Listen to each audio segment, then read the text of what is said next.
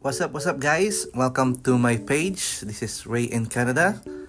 Ayan. For today's video guys, dadalhin ko kayo sa may Best Buy. Alright, so magbabas tayo. Yan po yung bus stop.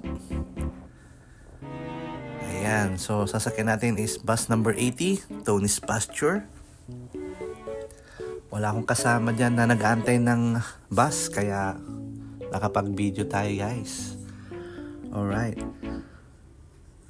Ayan, nag-aantay tayo ng bus. Tapos ito pala yung loob ng bus guys. Wala masyadong tao. Alright. Ayan. So dadalhin ko kayo dito sa Best Buy. Ito yung pinakamalaking shop dito sa Mirabel, Ottawa, Canada. So ipapakita ko pala sa inyo guys yung mga presyo ng mga laptops dito.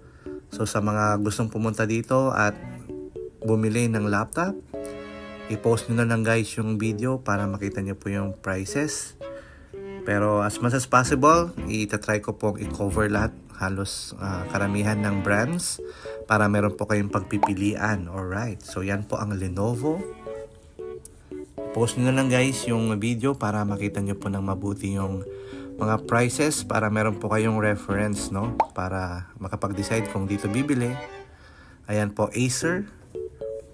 Ayan, sa mga upcoming na papunta dito sa Canada, ayan, makapag-decide po kayo. HP, Dell, alright, ayan.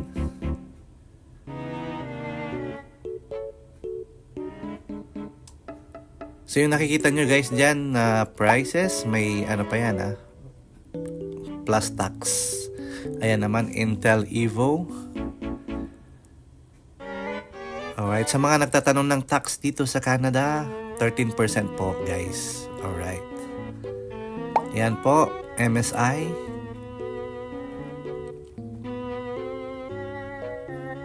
Alright, dami no? Tapos ito naman yung Asus. Daming pagpipilian dito guys. Kaya may enjoy nyo yung pagpunta dito, pagtingin dito ng mga laptops. Ayan, ito naman yung mga gaming laptops nila. Yan.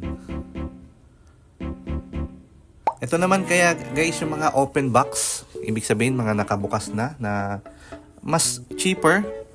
Tapos may nakita akong mga drones dito. Alright. Yan o. Daming pagpipilian din sa mga gustong bumili ng drones dito sa Canada. Alright. Ang galing! Ang galing!